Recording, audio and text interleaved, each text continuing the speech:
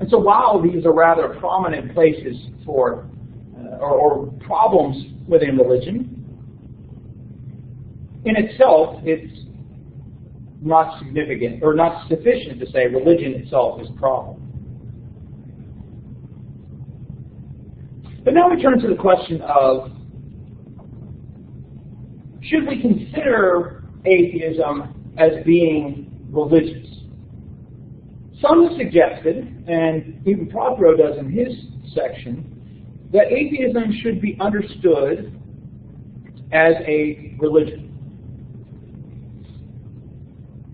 Connected with this, certain courts in the United States especially have argued and have ruled that atheists should be accorded the same religious rights and freedoms as other religions. And so they've kind of recognized atheism as a religion in order to provide people with certain rights.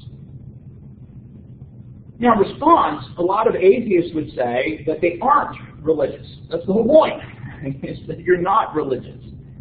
And are disturbed that they only get certain rights when or if they act like a religion. In situations, for example, where a public organization invites all sort of religious groups to participate in a public governmental function, right? And so a prayer before a city council meeting. So you have a Christian minister, a Jewish rabbi, and then you know, a Hindu priest, a Buddhist priest, maybe even a person from Wicca or something else. Can atheists participate? Well, only if they act in a religious type of manner, right, in function of. So, you know, there's a lot of that where there's some people suggesting yes, and a lot of atheists saying no, we're not religious. Much of this question of whether we should consider atheism a religion or not is very closely connected to that question we started the semester off with. What constitutes religion? And so, in some ways, atheists act like other religious people, but in some ways, they of course don't act like some religions. Let's look at a couple of categories. First is the question of belief. In many cases, what's emphasized, especially in the United States, is that religions are belief systems. So, do atheists have beliefs? Well, some atheists would claim they do not. And that what they have is the absence of belief. And the frequent thing that some will use, and will say, is bald a hair color. Very offended when people use that example. Is bald a hair color? Well, of course the answer is no. But it is a hair style. Yeah, so I mean, it's still connected with hair. Well, part of the problem is that atheists look at the term belief as being something without evidence, right? That's wishful thinking. So anything an atheist believes, according to the claim, is based on evidence. It's warranted, whereas belief in the context of religion is based off of wishful thinking. But still, I think that if we step back and try to do it, from a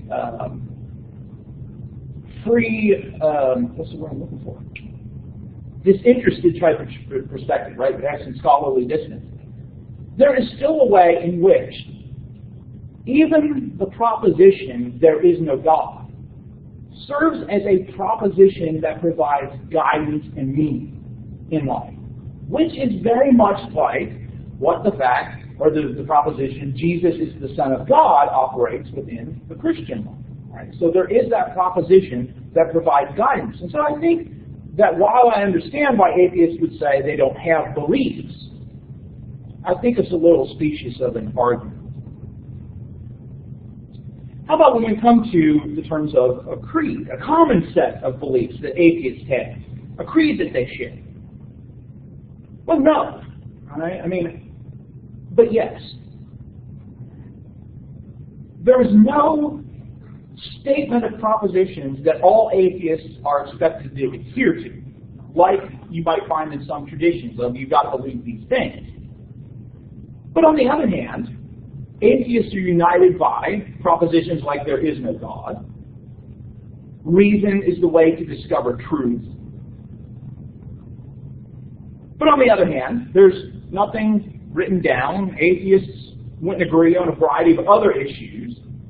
And there's no sort of authority that would enforce the creed. Right? You don't have a denominational board or a pope or somebody like that that would make sure everybody's following. Other than social forces, right? You know, you marginalize somebody if they don't believe it. You make fun of them. What about community? Community is an interesting one. Now, certainly, you can be an atheist by yourself and just be an atheist. But in recent years, in the United States and in England, atheist churches have popped up. And that's their term, not my term. Collections, assemblies of individuals, atheists, gathering together, frequently on Sundays. They're coming together as a group. And so some atheists recognize the need that it's even useful to associate with others you share philosophical commitments with. And so we're starting to see community develop within atheism. Also on there, I guess I deleted this one off there, practice. Now there isn't shared practices across the community like the 5 pillars would be in Islam, or baptism, or communion might be in Christianity. Nor is there anything inherent in atheism that would be expressed in practice. But in these atheist churches, they will have practices, right? Meditations on beauty, on wonder, readings from atheist thinkers, speeches, maybe even songs. This land is your land? I don't know. You know, they sing in some atheist churches as well. So yes, there's a denial of God. But then you have these rituals that bring some atheists together. But you can still be an atheist without them. What about morality? A key component of religions tend to be ethics or morality. They have a code, or they have ideas about what's good behavior, what's bad behavior. Are morality and religion intertwined? Many religious people would say yes. No religion, no morality. Atheists would say no. You can be moral without being religious or believing in God. So can you? Yeah, right? I mean, obviously you can be a moral person without believing in God. But the one thing that's interesting here is that in thinking about morality, from an atheist standpoint, how do you convince other people in society to be moral? Right? How do you encourage people to live moral lives without appealing to something greater or higher than the individual? And so, while atheists, many would be very moral people and would want to see morality in society, one of the questions, of course, is, well, what kind of social force do you lead on for the good of society, for a moral society? So, does morality help us in determining if it's a religion or not? Maybe not. Most atheists are probably not as concerned about morality as religious people are. I mean, certainly you don't maybe have necessarily the notions of guilt because you've offended God. And so that the psychological weight of morality might not be as present in atheism. But atheists are concerned about morality. Atheists are also, many of them, tend to be concerned about social cohesion, keeping society together, fostering social bonds, working for social good. Many would think that religion should not be a part of that. On the other hand, some religions believe that other religions shouldn't be a part of that either. But the idea is that there still is that concern that people be united together for the good of the species. That as a species, we're going to continue to survive, we're going to continue to develop as we remain together. While science is not a religion, some people have turned to science as a philosophical force like religion, what we might call scientism. That science provides the answers or a way to discover the answers. And that relying on science will bring about utopia, better living through chemistry, as the way it was put in the middle of the 20th century. So is atheism a religion? Well, some expressions of atheism are similar to religion. What we would definitely say are religious. Others aren't. Some atheists, friendly ones mostly, actually see atheism turning into a religion. So even atheists are seeing it becoming religious. Often they'll refer to it as humanism or something like that. And they don't have a problem with the idea of atheism being a religion, provided it's understood the way we've been talking about. But if our primary criteria for religion, and I'm not saying it should be, but if our primary criteria in defining religion is the supernatural and the afterlife, then obviously not. Atheism is not a religion in that context. But we've talked about before some of the problems with primarily saying supernaturalism when looking at other religions as well. Whether it is a religion or not, atheism definitely has a political component to it in our contemporary sphere. Atheists have some political concerns, and we see atheism active in a couple of different ways in not only the United States, but Western culture as well. One of which is the concerns about religion in the public sphere. So religion, if it's supposed to exist, continue to exist, it doesn't belong in public. So there should be no governmental expressions of religion, no places where government favors religion, and no ceremonies of religion, especially connected with the government, but in public as a society at all. One interesting way that this has kind of been expressed and becoming more prominent is the so-called Church of Satan, which really isn't a church of Satan, but uses Satan as a figure to try and discourage religion in the public sphere. And so if a state or a city erects a religious monument, right, the Ten Commandments, for example, you will often find the Church of Satan then asking that they may be allowed to present some sort of also satanic monument. Because some Supreme Court rulings say as long as all religions are represented, then that can be acceptable.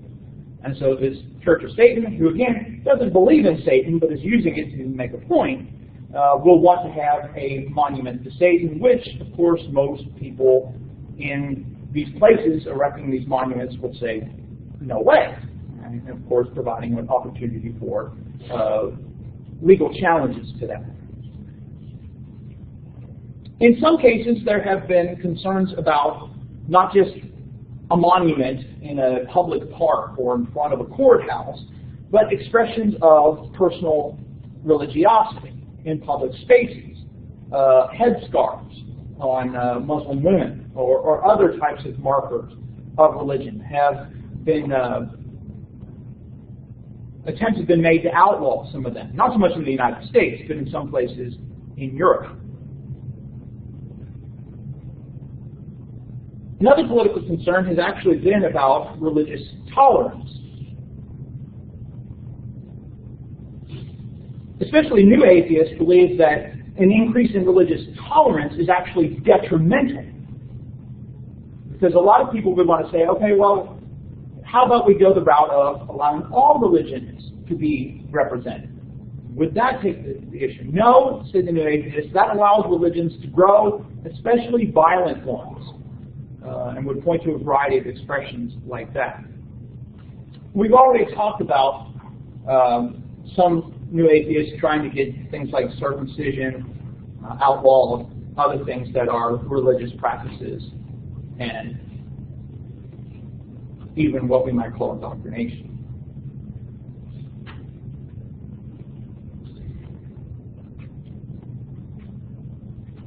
Why is atheism appealing to people? Why do people become atheists? Well, probably because of some of the things that we pointed out already. And the big one being the politicizing of religion. And concerns about political religious people and what they're doing. Concerns about religion and politics. But for others, atheism appears to be more rational. And often that's how new atheists present it, as a rational alternative to religion.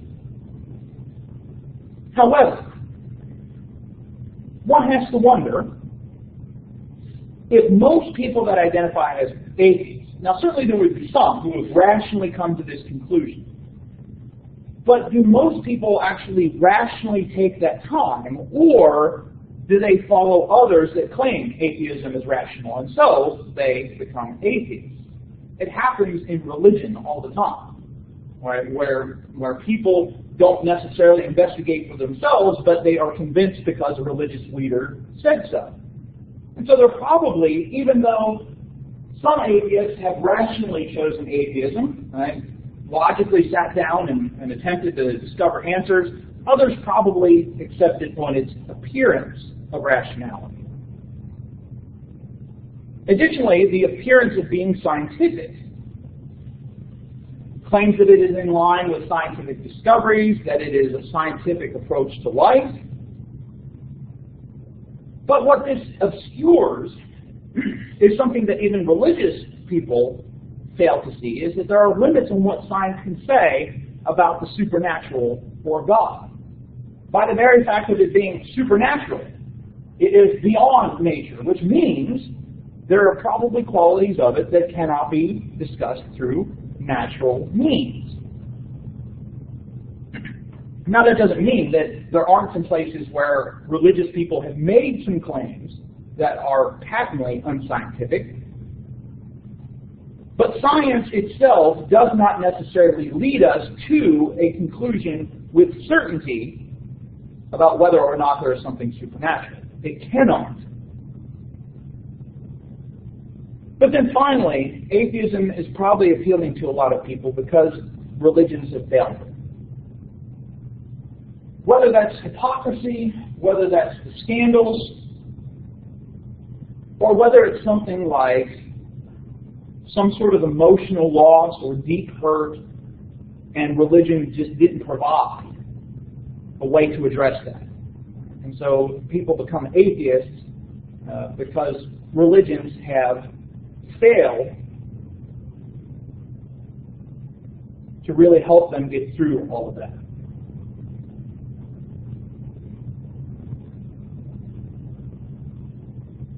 So, are there a lot of atheists? Well, again, a lot of that depends on how we're defining atheism, what type of atheism we're talking about. But one thing that's factored into a lot of this discussion recently in trying to address numbers issues is the presence of people identifying themselves as being non-religious. And so, in a variety of public polls, when asked, what is your religion, over the past several decades, more and more people have indicated that their religion is none. So they've been referred to as the nones, or unaffiliated is the way other people refer to it. So, with these people identifying as being nones, are they atheists? Well, one thing that's clear is that over the past 2 decades, there has been an increase in the number of people who would identify as atheists.